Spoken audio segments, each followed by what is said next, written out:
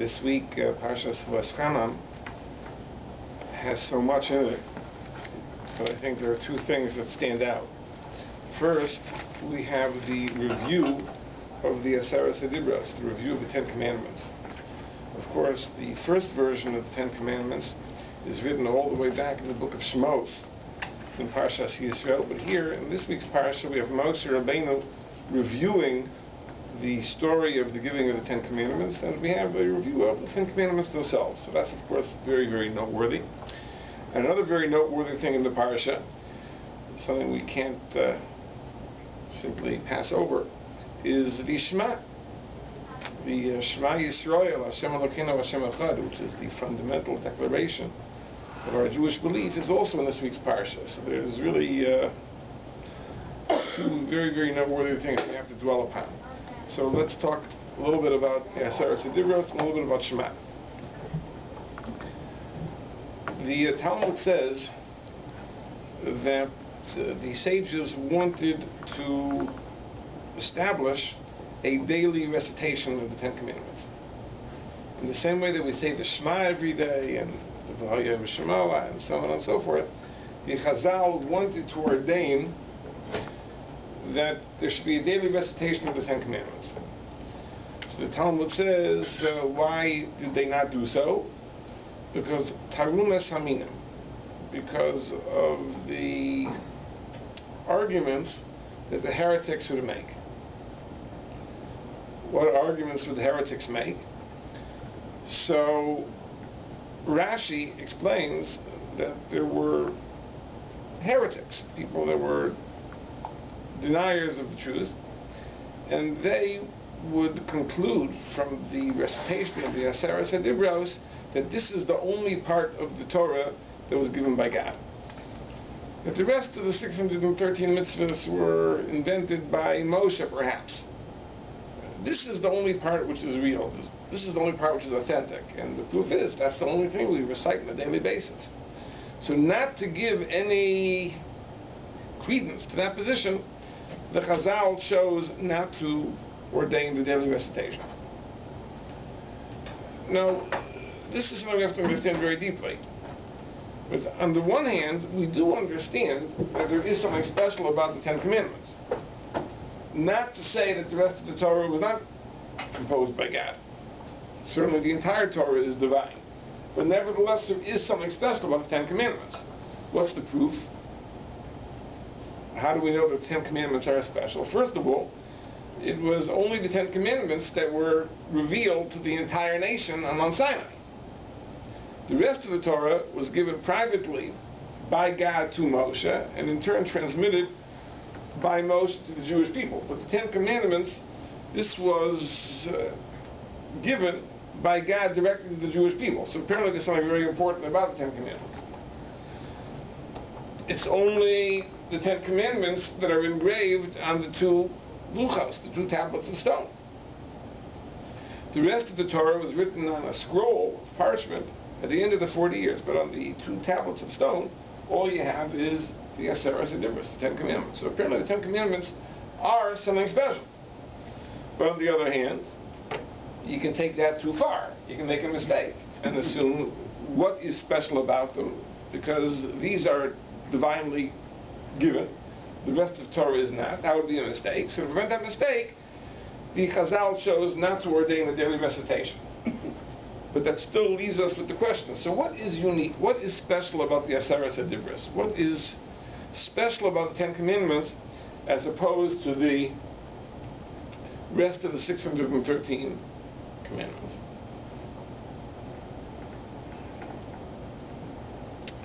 The Maral says a very interesting explanation.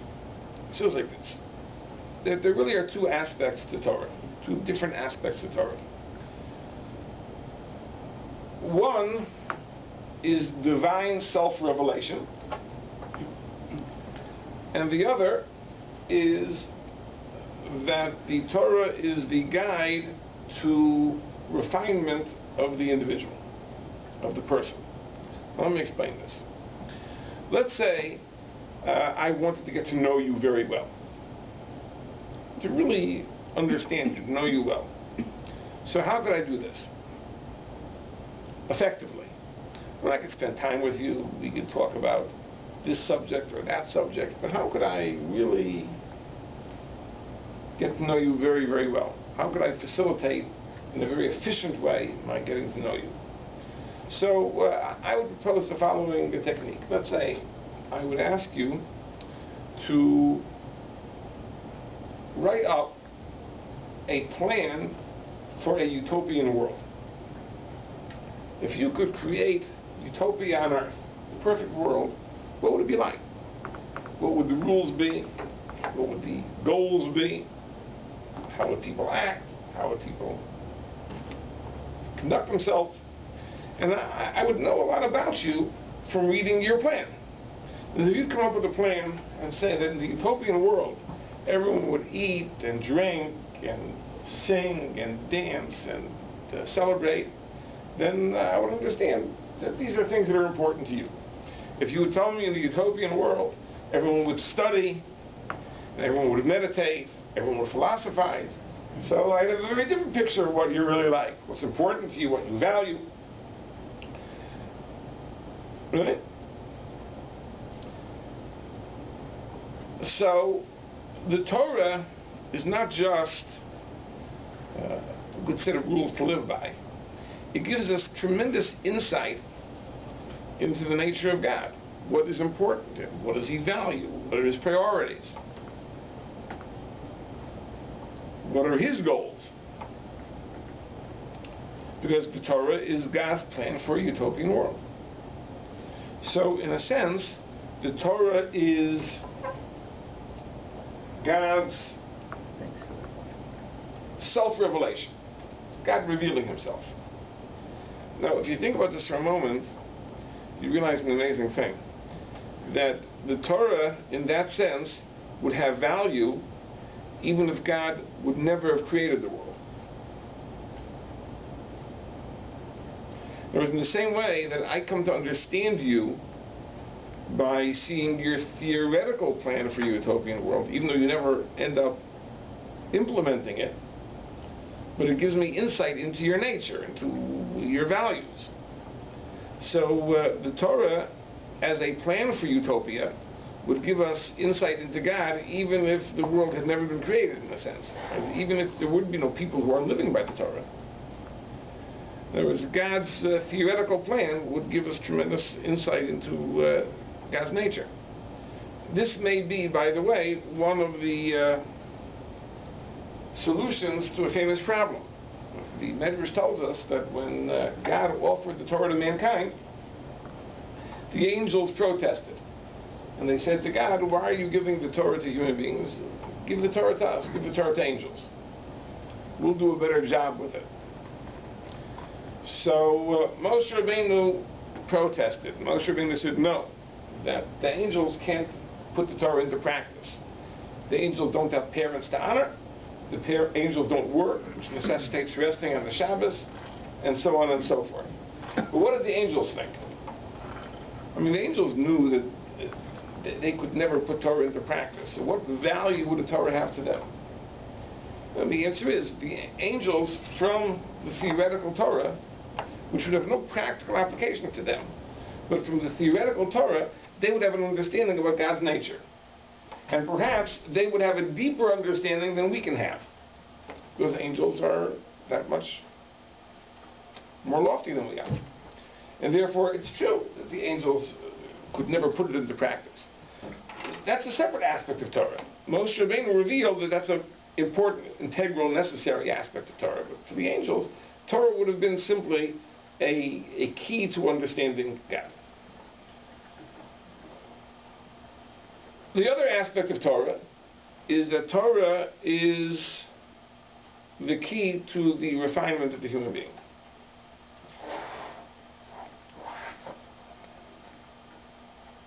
It guides us, it molds us, it directs us, proper behavior, proper conduct, a just society, and so on and so forth. Of course, we have to avoid the error of assuming that just because a person identifies himself as being an Orthodox Jew, that he necessarily lives by the 613 Commandments. And there are many people who may claim to identify with the group, with the Torah, and yet fall short, terribly short. And there's no need to comment on current events. You know what I'm talking about.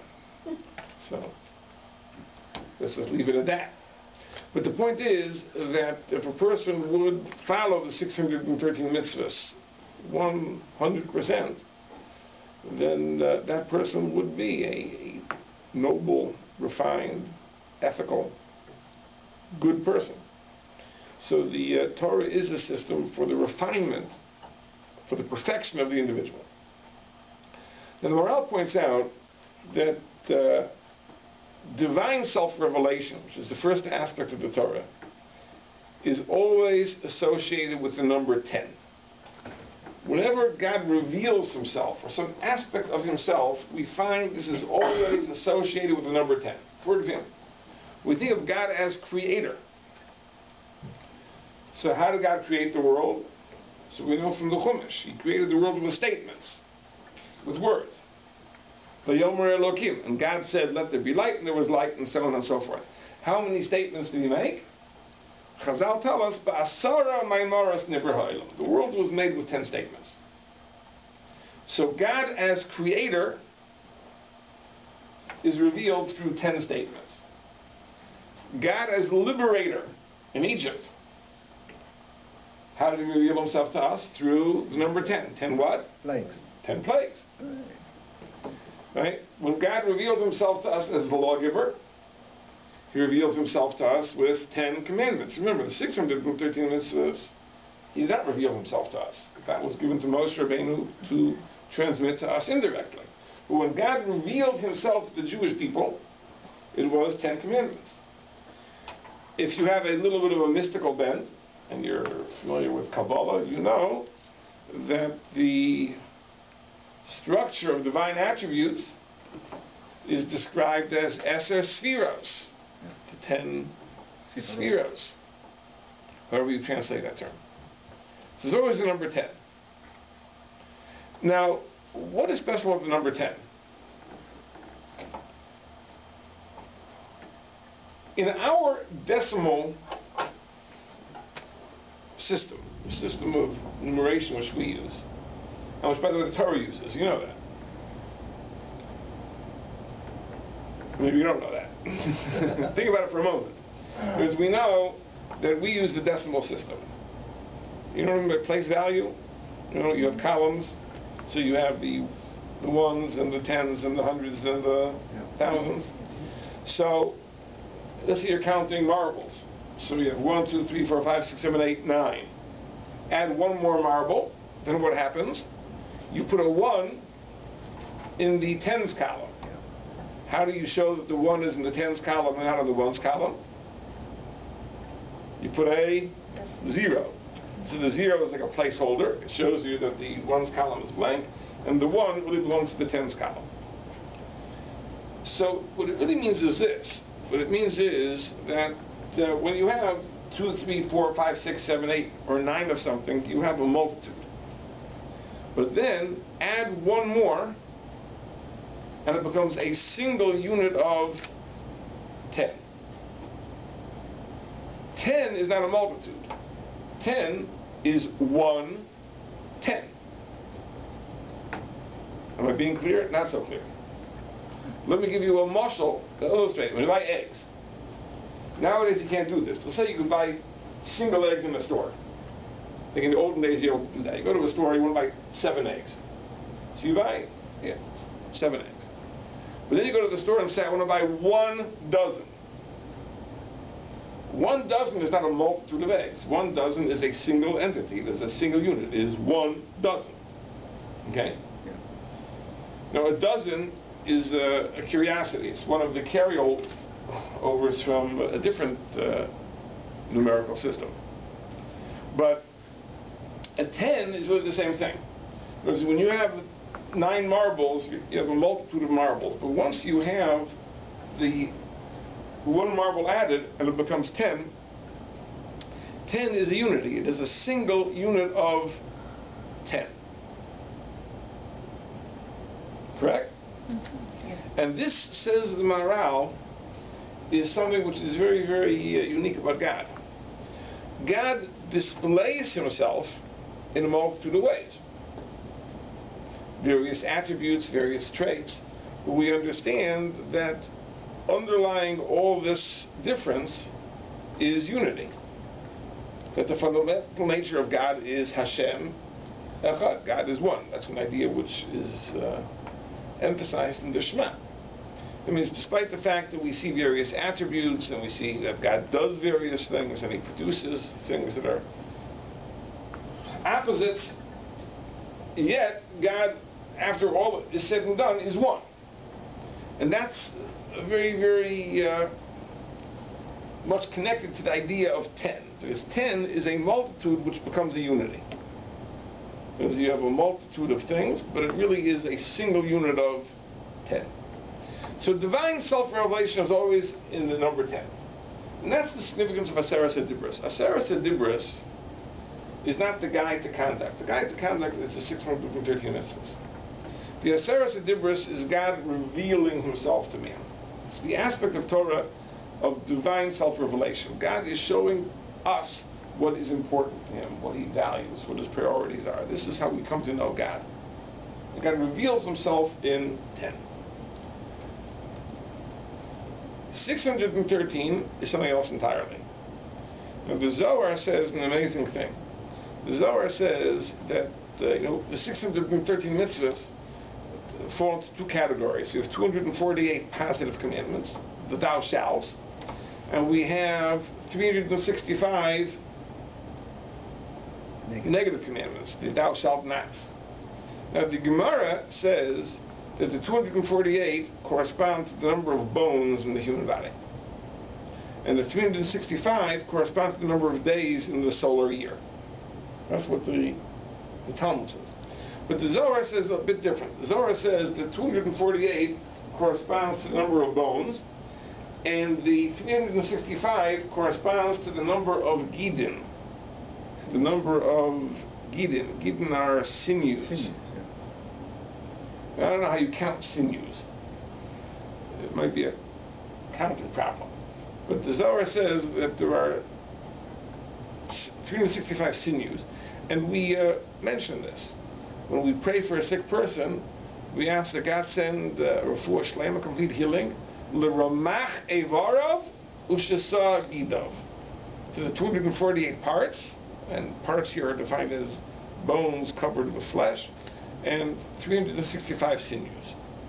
So basically, 613 is the sum of a person's body parts. These are the parts of a human being. And the idea behind this is that the 613 mitzvahs are meant to refine every part of the human being. Every part of the human being. Now, let me explain what this means. The mystics tell us a very interesting thing. If I were to ask you, what is the essence of the human being? What is the human being? So the mystics speak out that the essence of the human being is his soul. In other words, not his flesh. As you speak of your body parts, this is my hand, this is my foot, this is my liver, etc. We speak of our body parts as possessions. But it's not only that we speak of them that way, the Torah speaks of them that way. The Torah speaks of Bisar Odom, the flesh of a human being. The flesh belongs to a human being. So apparently the flesh is not the human being. The flesh belongs to the human being. But what is the human being? The human being is the soul. Now, the Mekubalim tell us an amazing thing. They tell us that really the body is like a garment for the soul. The body is a garment for the soul. So in the same way that my suit is a garment for my body is a garment for my soul. So the mystics now take this a step further, and they point out an amazing thing. If I were to give you a suit of clothing, you'd be able to, not exactly, but pretty accurately, from looking at the suit, figure out what a human body must look like. Let's say you never saw a human being. For example, let's say that you never looked in the mirror. And you never looked down, so you don't know what a human being looks like. I gotta tell you an amazing story. This comes to mind. There was, in the olden days, there were great tzaddikim who, as an act of piety, never looked at themselves in the mirror. Did you know that? Look yourself in the mirror. It's, funny. Imagine what happens if every morning you look in the mirror and say, wow, look at that handsome guy in the mirror. It goes to your head. So they don't look in the mirror. So there was a big Talmud Chacham. His name was Rabbi Yehuda Assad. Rabbi Yehuda Assad was a disciple of the great Chassam Sofer. And he was a Rav in Hungary. And one time he had to go with a delegation of rabbis to a government official in Hungary, to a certain palace, which was the place where this agency met, and they had to represent the Jewish community in a matter of great importance. So this is Hungary, remember. So what do you think the palace looked like?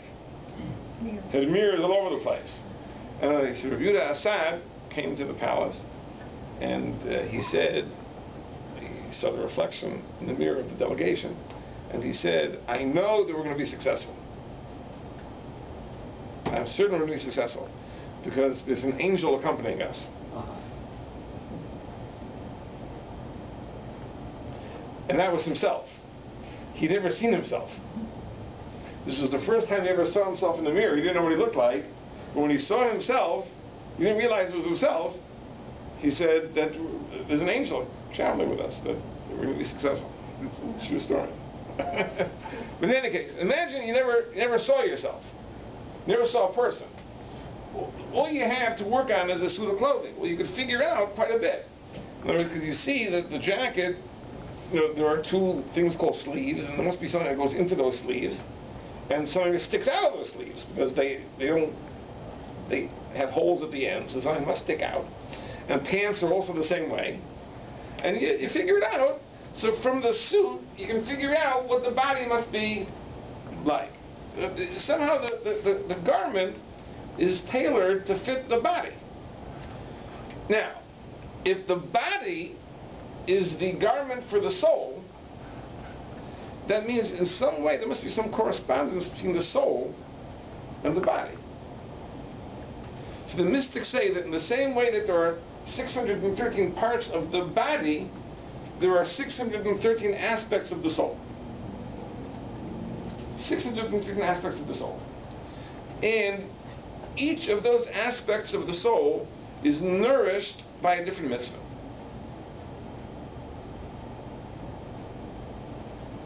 And that's why I have 613 mitzvahs. Because there are 613 parts of the soul, so to speak, which correspond to the 613 parts of the body, and each mitzvah nourishes a different part of the soul. And the Chavetz Chaim writes an amazing thing. He says, and this is in his introduction to the Mishnah Berurah and the portion on the laws of Shabbos, points out that we know that among the parts of the body, the 613 parts of the body, there are certainly parts of the body that are more important than others. For example, your pinky, you could live without. But your heart, you can't live without. Your brain, you can't live without. Your liver, you can't live without. Okay, you can live without your big toe. So the Talmud makes this distinction. There are Devarim shehanashama tluya bahem. There are parts of the body which the life force is attached to, meaning you can't live without.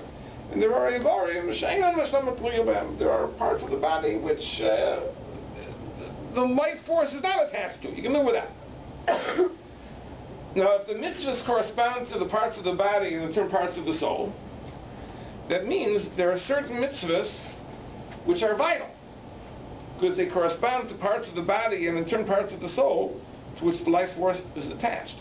There is a mitzvah which corresponds to your heart, which corresponds to your liver, which corresponds to your brain. There are other mitzvahs that correspond to your pinky. You wouldn't want to go through life without a pinky, but if you have to, you have to. And therefore, the mitzvahs also are prioritized in that way.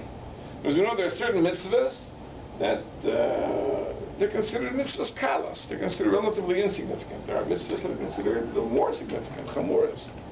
Certain mitzvahs you're allowed to violate to save life. Certain mitzvahs, a person has to give up his life rather than violate. And that's because those mitzvahs correspond to more vital parts of the body, more vital parts of the soul. But in any case, that's the idea of 630 mitzvahs. 630 mitzvahs correspond to the person, and therefore we have to do all 630 mitzvahs, because you wouldn't want to be missing any part of your body. Even your appendix, you wouldn't want to lose. There may be doctors, I think President Obama, in his press conference, accused doctors of taking out tonsils for profit considerations. But he's been widely attacked for that accusation. Right? Doctors don't do that. But, they'd be faster to take out your tonsils than to take out your brain.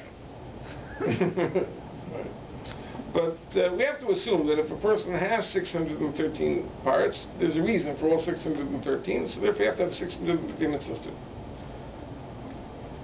Now it's a very interesting thing. So we have two aspects of Torah. We have an aspect of Torah which is Aseres Adibros 10, that's divine self-revelation. And we have 613, which corresponds to the parts of the human being, because the mitzvahs are the key to the refinement of the human being. Now it's also interesting to know what these different parts of Torah are written on. The 613 mitzvahs, along with the rest of the Torah, are written on a scroll made of what? Parchment. What is parchment? Animal skin. And the 10 Commandments are written on 2 tablets made of stone. That's a noteworthy thing. That's why are the Aseres Adibros written on stone, and why are the 613 mitzvahs written on skin? But now we understand. You see, the one thing about God that we know is that God is unchanging. God is unchanging. As the verse says, Ani Hashem, lo shinisi, I, the Lord, have not changed. God is a constant. God is fixed. So therefore, if the Aseres Adibros represent divine self-revelation, and God is unchanging, they should be written on a thing which is unchanging. So what are they written on? Stone. And by the way, this expression has entered our language. We want to talk about something which is unchanging. What do we say? It's carved in stone. Well, where did that come from? What was carved in stone? The 10 Commandments were carved in stone. Because it's the aspect of Torah which is God revealing himself, so it's carved in stone, because that's the nature of God. God is unchanging. But the human being is very much changing.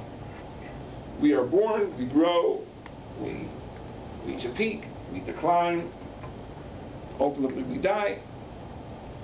And therefore the aspect of Torah, which is the refinement of the human being, is written where? It's written on a living thing, an animal skin. Something which as well is born, it grows, it generates, ultimately it dies. It corresponds to the human being, because that aspect of Torah really is the refinement of the human being. And therefore it should be written on a material which somehow corresponds to the human being. And therefore it's written on a living thing. So these are the two aspects of the Torah, the 10 Commandments and the 613 mitzvahs. Now needless to say, there's no contradiction between the two. Obviously, they come from the same source. And Chazal tell us that really the 10 Commandments are headings. But all 613 mitzvahs can be put under one or another of the headings. And the Ramban actually did this. There is a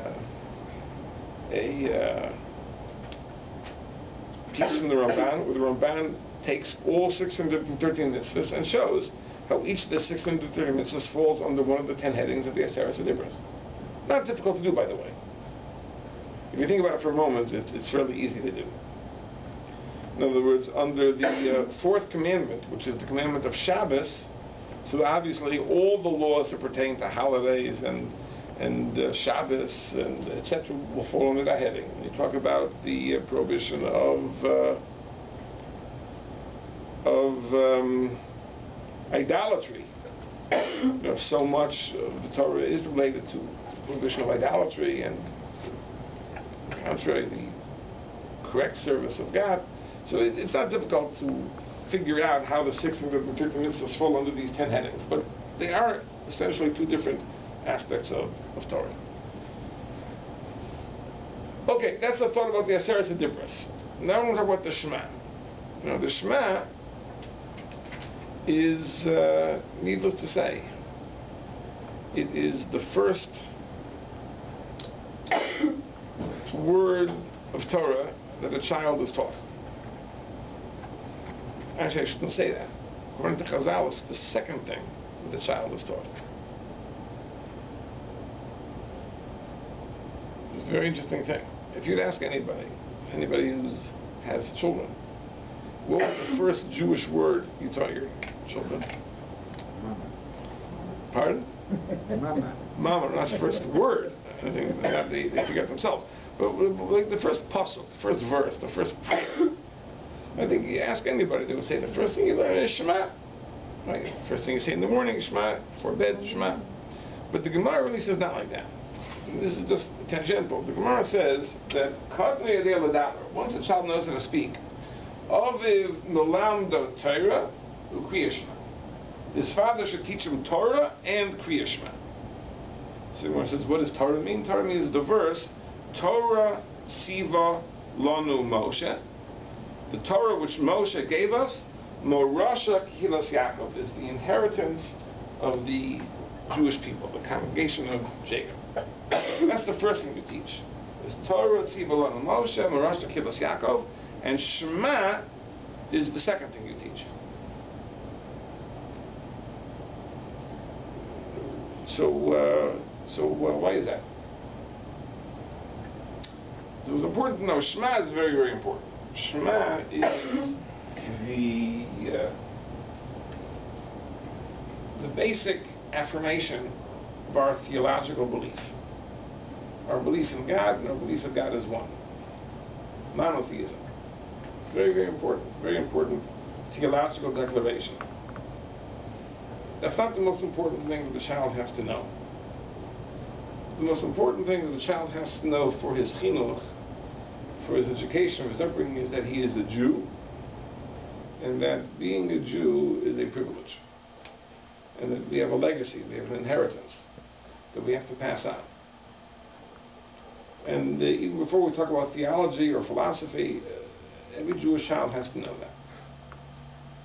With my Rosh Yeshiva used to say that in as much as being a Jew is not easy, it's very important that every child should see it as a privilege, not as a cross to bear, forgive the the metaphor, not as a burden, but as a privilege, as an honor. The Queen of England gets to wear a crown. You think it's easy to wear a crown? Not easy. Okay, she only wears the crown at ceremonial occasions, but the Queen has to conduct herself in a dignified manner. By the way, I'm a big fan of the Queen. I can't say I'm as big a fan of the rest of her family, but the Queen has tremendous dignity, where she bears the responsibility of her position with great seriousness and dignity and pride and a sense of responsibility. She's a very worthy monarch. It's not easy. It's not easy to always be on guard, and always be careful of what you say and how you act and what you do. And we're talking about 50 years already. over 50 years. But the point is that it's a privilege to be the queen. And we have to know the same thing. We have to know that to be a Jew is a privilege. And there's a legacy which we have to pass on. Just recently I was listening to a tape about the English language. And, at the fringes of the British Isles, there are areas that speak languages other than English. In Wales they speak Welsh, and in Ireland they speak Irish, and some odd languages in even smaller enclaves. And the question is that the expansion of English becoming a global language, is it going to bring about the extinction of these other languages? So some of these groups are working harder, and others not as hard to preserve their language. So they interviewed a person and they asked, then why is it so important? So you won't speak Welsh, you won't speak English, like everybody else speaks English. Like what? So what difference does it make? So you won't speak your ancestral language. So the person said, because our language is such an important component of what we are. If we lose that, we wouldn't be what we are. It's so integral to our self-image and what we believe in and what we strive for, that we can't give it up. And a Jew has to understand the same thing. In other words, the Torah is our inheritance, our legacy. If we forget it, if we're not faithful to it, we're not what we are. We may be Jews in title, but we will have given up so much of what is integral to our very essential makeup. That's the most important thing a child has to know. Once you've mastered that, now you can begin talking about the details, that there's a Shema, there's a theological affirmation, we have a certain conception of God. But first he has to know he's a Jew. Okay, that's an aside. But Shema Yisrael is very, very, very important. Now, the Shema is recited twice a day, and there's a special halacha that relates to the Shema, which does not apply to any of the other 613 mitzvahs. We have a rule that when a person does a mitzvah, mitzvahs tzrichas kavana, mitzvahs require intent, meaning you only discharge your obligation if your intention is to discharge your obligation. If you do a mitzvah without realizing that it's a mitzvah, you haven't fulfilled the obligation. So for example, let's say it's Rosh Hashanah. In Rosh Hashanah there's a mitzvah to hear the sound of the shofar. So let's say, for example, you are not going to shul. Rosh Hashanah, you have no intention to hear the sound of the shofar. Instead, you are going to the Israeli Philharmonic, which is having its annual Rosh Hashanah concert. Okay? So you're going to the orchestra. And the particular piece that they are playing today by a famous Israeli composer happens to incorporate various Jewish themes into the piece, woven into the piece, into the orchestration of the piece, including the sound of the shofar. So the shofar is absorbed into the score of the music, and you're sitting in the audience taking in the symphony, and you've heard the shofar. And it was a great performance, and everyone said bravo, and they applauded, and now it's over, and it dawns on the person, I really should have heard the shofar. And he says, I heard the shofar, because the shofar was part of the symphony. So is that good enough? The Talmud talks about this case called Tokea L'Shir. A person blew the shofar for the sake of music. I just dressed up the example, but that's the case. In other words, the person heard the shofar as music, not for the sake of the mitzvah. So the Gemara says no good. A person cannot fulfill his obligation that way because mitzvahs tzrichas kavanah. Mitzvahs require intent. When you do a mitzvah, it has to be with the understanding, with the willingness to discharge my obligation. It can't just be that it happened. But On the other hand, once you have that intent, that minimal intent, that I want to discharge my obligation, there's no need to really understand the meaning behind what you're doing. So you go to shul on Rosh Hashanah and you hear the shofar and you say, I'm listening to the shofar for the mitzvah, for the sake of the mitzvah, because God said to do so. Why did God say to do so? I don't have a clue. What is the meaning of it? No idea. What am I supposed to get out of it? Beats me. You've still done a mitzvah. Right? You only need that very minimal intent to discharge your obligation, but to understand the meaning of it, what it stands for, that's not necessary. Of course, if you would understand that, it would be icing on the cake. It would be so much more meaningful, so much more powerful. If you had a little insight, if you had a lot of insight, it would be many times more powerful. But it's not a necessary condition for the fulfillment of the obligation. When it comes to the Shema, it's not enough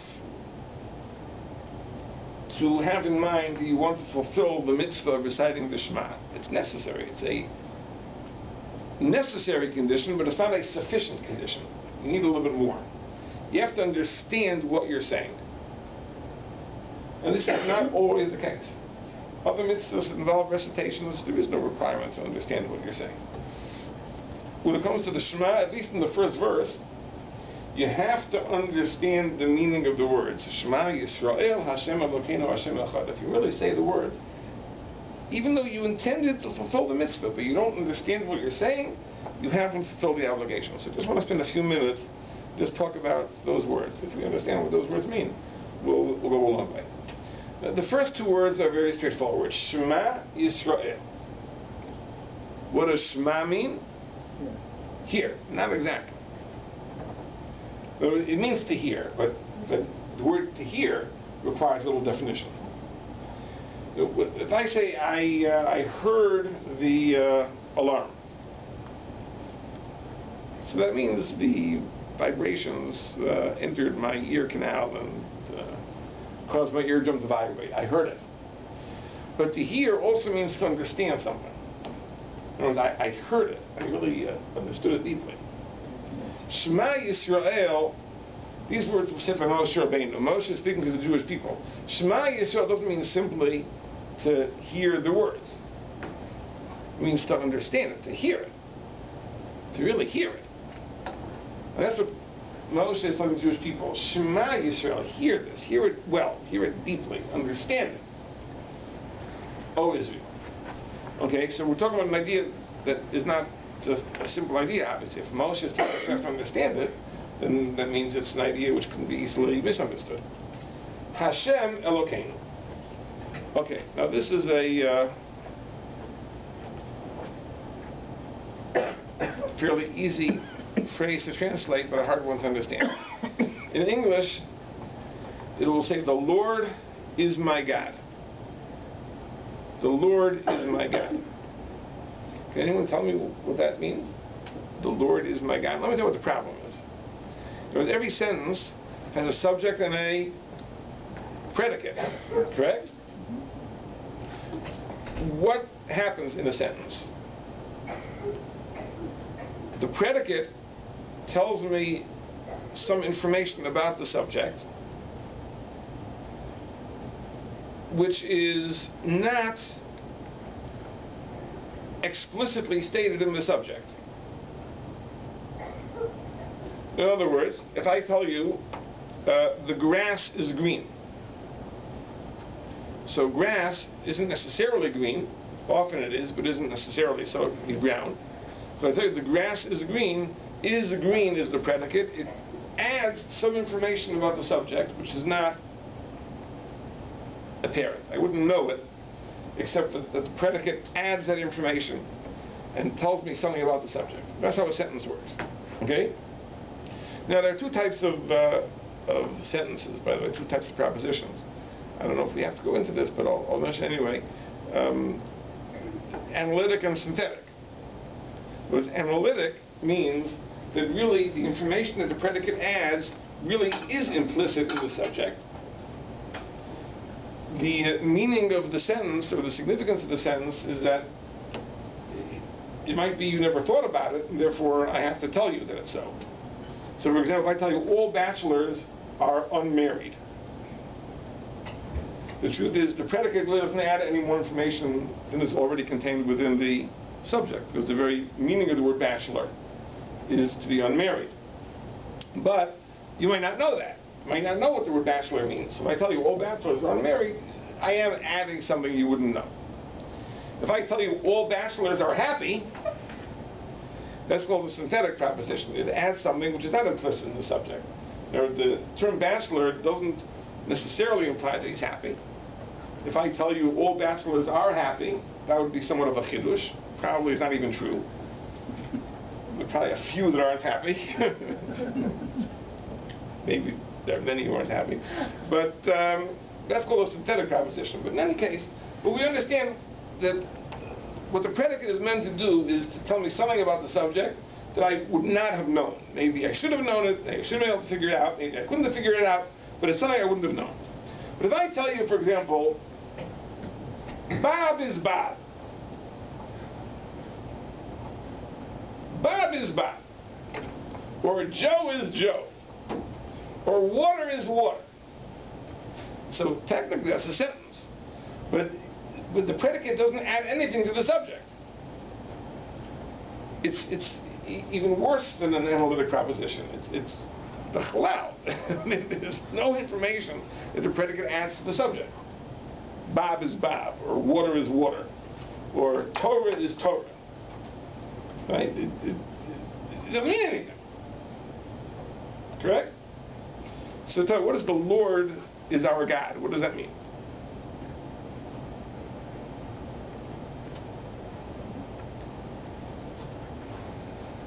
What do you now know about the Lord that you didn't know previously? When you say the Lord is our God. You know something about us. So it's a statement about us? Is it the Shema statement about us or about God? It's not the same as saying God is God. It's something a little bit different.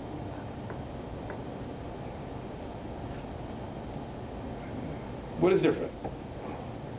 If I say God is God, or the Lord is the Lord. So David is pointing out, because we're adding the fact that it's our God. But then is it really a statement about God or a statement about us? Okay, so listen very carefully. It's important to understand there's a halakha, there's a law in Shulchan Aruch, which says, that, as we said before, that when you say the Shema, you have to understand what the words mean. So the Shulchan Aruch tells us what is the meaning of God's name. Now we know that in the Sefer Torah, it is written one way and pronounced a different way. It is written, the four letters, Yud, K, Vav, K, and it's pronounced Ado, etc. When you say it, you have to have in mind both the way it's read and the way it's written. That's what the Shulchan Aruch says. But what is the meaning of how it's written? Yud, K, Vav, K. It means Haya, Hove, Ve'iyeh. God is eternal. Now, how does the name Yud Kei Vav Kei imply God is eternal? Because we know that the three tenses of the verb to be in Hebrew, Yiyeh is Yud Hey Yud Hey. Haya is Hey Yud Hey. Hove, present tense, is Hey Vav Hey. So if you find in the letters Yud Kei Vav Kei, you have embedded the three tenses of the verb to be. Yiyeh is Yud Hey Yud Hey. Remember, a Vav is really like a Yud extended. So embedded in the Yud Kei Vav Kei is Yud Hey, which is Yiyeh. In the final three letters, you have Hove, Hey Vav Hey, and then you have Hey Yud Hey, because in the Vav Yud is embedded. So it contains the idea that God was, is, and will be. The idea that God's being eternal. Now, God's being eternal, as we've explained on other occasions, is not just that God happens to be eternal. God is eternal by definition, because God's existence is necessary, which means that his non-existence is impossible.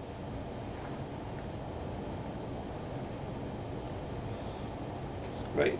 Impossibility and necessity are very closely related. A thing is necessary if its non-existence is impossible.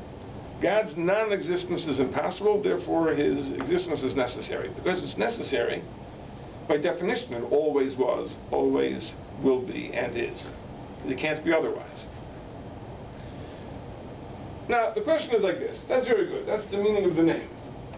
But when I use a proper name, is it necessary for me to think of the etymology of the name? If I'm talking to my friend Stephen, or about my friend Stephen, I say, Stephen hit the ball. And when I say that sentence, it's very important for me to think, what is the etymology of the word Stephen? Like, where did it come from, this name?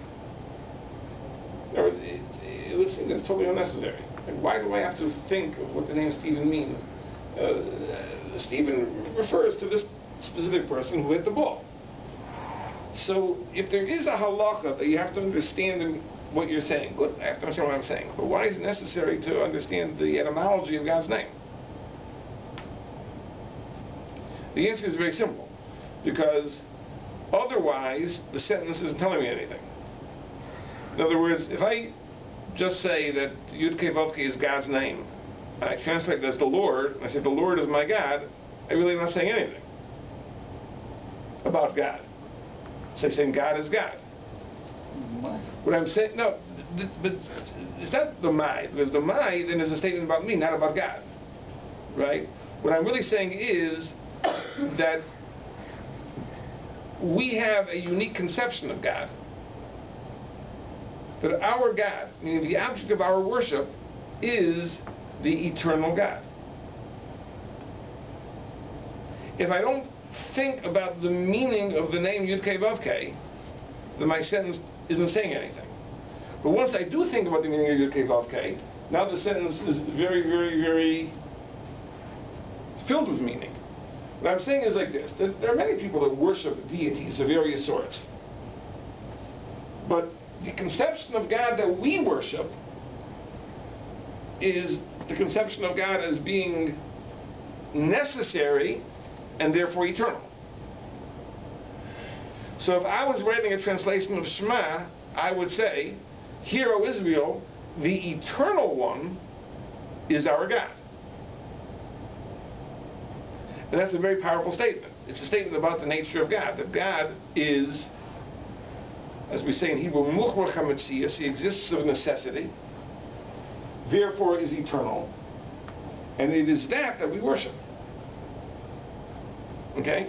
So therefore, Hashem Elokeinu, I think a great translation would be, the eternal one is our God. And it is making a statement that really, or may I even put it better, that Hashem Elokeinu is not the eternal one as our God, but our God is the eternal one. Or even a better way of putting it. In other words, what do we worship? We worship the God that we conceive of as being eternal. And finally, Hashem Echad, that the eternal one is one. He is a unity. He is not a duality, not a trinity.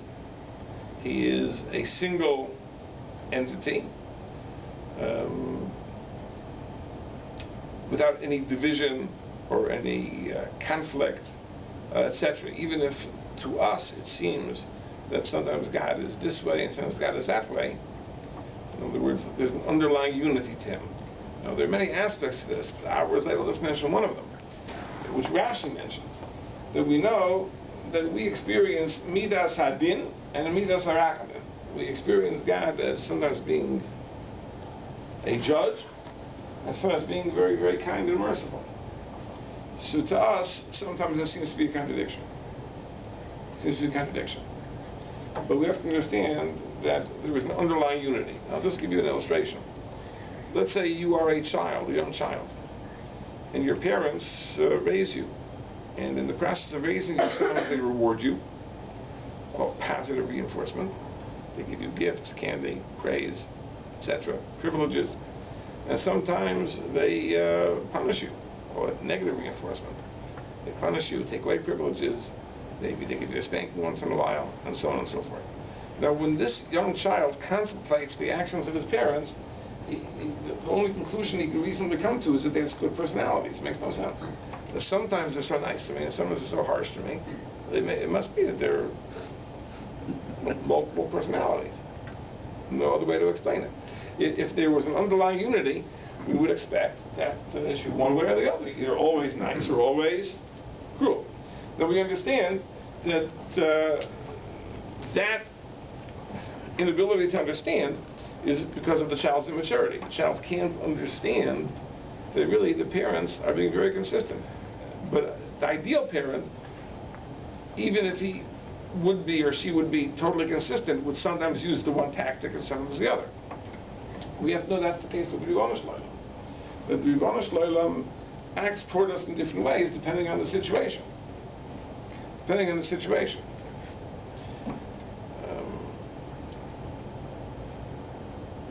Maybe it's important for us to reflect on this for one moment. We're coming to the saddest day of the Jewish year, Tisha B'Av.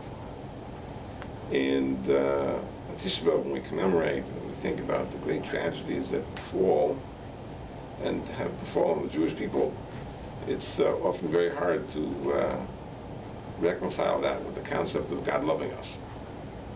As we say that God loves us, and how do we reconcile that with the idea of all the sufferings we've experienced in Jewish history? The one important thing you have to remember: what does it mean to love someone?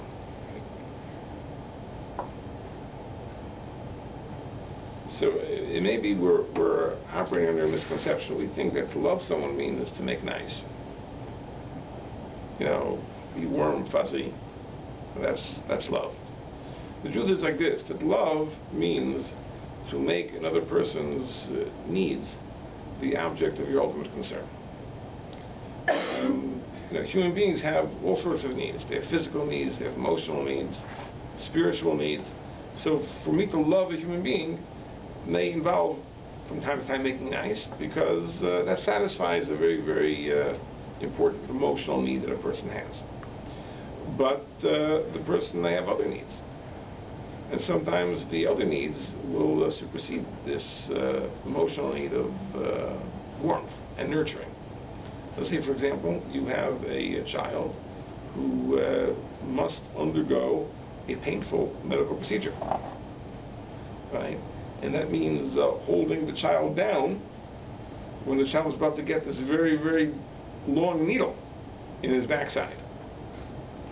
And the child is thrashing, or at least trying to thrash, and you are holding him down, etc. Would anyone say that this is not a great expression of parental love? Child. A child like that. Right. But I think all of us would say that it certainly is, even if the child can't understand it. Now, to the contrary, let's say out of the desire to be nice to the child and to be warm and kind, you would let the child forego the procedure. I mean, I think we would be safe in classifying that as abuse.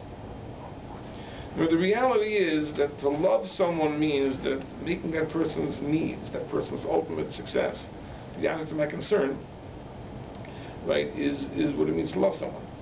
For God to love the Jewish people means that the Jewish people achieving their destiny is God's ultimate concern. And that's what it means for God to love the Jewish people. And it's a very sad thing that sometimes the Jewish people have created circumstances where to achieve our destiny requires some very, very painful treatment. But that's what Tisha B'Av is all about. Now, Tisha B'Av is understanding that that we have created conditions where, in order for the Jewish people to achieve their purpose, their mission, it becomes necessary for God to administer some very painful medicine. But that's what it means for God to love the Jewish people. To love the Jewish people wouldn't be for God to say, okay, let's forget it, and that's not the idea at all. right? I mean, what would happen in that instance is if Jewish people would just write themselves out of existence, we would not fulfill our purpose, and that would be the end of that. And therefore, God has to administer this painful medicine. And as any parent has said, most parents don't really mean it, but God certainly does mean it. The parent spanks his child and says, "This hurts me more than it hurts you." I don't know if any parent ever meant it, but God does mean it. That when He says it, He means it. And the fact that He has to destroy the Beis Hamikdash, is a very painful thing for Him. The Talmud says that God Himself says that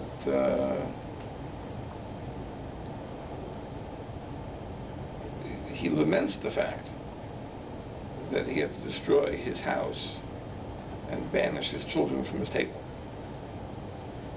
But He had to do it. He had to do it. Why did He have to do it? Not because He had to do it, because we brought about conditions that necessitated it happening. So the reality is that Tisha B'Av is also a time that we should feel God's tremendous, tremendous love. But tough love. Chazal tell us that Tisha B'Av is called a moed. It's called a holiday. So when Tisha B'Av is a holiday, it's a holiday. It's a holiday just like all the holidays. When Pesach comes, we feel God's love because God took us out of Egypt. When we celebrate Shavuos, we feel God's love that He gave us the Torah. When we celebrate Sukkot, we feel God's love that He enveloped us in a covet. So on Tisha B'Av, we feel God's love. It's a different love. It's a tough love. That God had to punish us. God had to give us a spanking. God had to bring about circumstances that would enable us to fulfill our mission. Now you might ask, is there another way? Maybe there's an easier way. Maybe there could have been a better way. Well, that's the type of question that we always can ask, right? A person has surgery, right? And he asks the doctor, couldn't you, instead of surgery, couldn't you give me a prescription? Or instead of making such a big incision, couldn't you do it with laparoscopic surgery? Or couldn't you do it with something else? Okay. So what do we know? The surgeon says, listen, it has to be this way. So the doctor, you couldn't do it another way. No, I'm telling you this way. Are you sure, doctor? He says, listen, I went to medical school for whatever number of years. I did a residency in Bishop. I've been practicing medicine for 20 years. I'm telling you, it has to be done this way. No, I think it can be done differently. Right? What do you think it can be done differently? I mean, that much credit you have to give him. Now, again, I'm not saying that every doctor necessarily sees alternatives for human beings, but God, we have to give him that benefit of the doubt. If God says this is the way it has to be, then we have to assume there probably was no other way. This is the way it has to be, as painful as it is. But Tisha B'Av also, if we think about it, really is really a day that, it's a difficult day, but if you think about it, it really is God acting in a way that will guarantee the ultimate success of the Jewish mission. And it's a hard thing to understand, because to us, we are in the position of a young child. To us, it seems like a split personality. That's part of our belief in Hashem Echad. Part of our belief in Hashem Echad is that there is an underlying unity, a unity of purpose to what God does, and therefore, even when it seems harsh, it really is not any different than when God bestows kindness upon us. It's really all one and the same. It's God acting to enable us to fulfill our purpose and our destiny. And all we can say is that hopefully it will have been achieved. In the same way that imagine the patient, and the patient, Rahman al-Islam, has a disease, and the doctor says that we're going to do surgery, but we can't tell you now whether this surgery will be enough. Maybe there'll be need for a second surgery. And maybe there'll be need for a third surgery, but maybe not. We don't know. So you go through the first surgery, right, and you're hoping, is it enough? Is it enough? Do I need another surgery? Perhaps not. And the surgeon comes out and says that we got it all out, that there won't be need for another operation. So it's a tremendous joy. So this is the thing that we don't know. Klal Yisrael is going through all sorts of tsaras, all sorts of troubles. And we're waiting for this answer to know if we got it all out. Is it enough? Can now Mashiach come and now the Messianic age begin? Or is there need for more? And that's really what we're hoping for every Tisha B'Av, to receive the answer to that question. So hopefully, Be'ezus Hashem, the answer should be a positive one. And Be'ezus Hashem, that if we go through the Tisha B'Av, these few days, it should be the last Tisha B'Av, and hopefully Mashiach should come, and this should be the end of all the tsaras, all the pains of Klal Yisrael.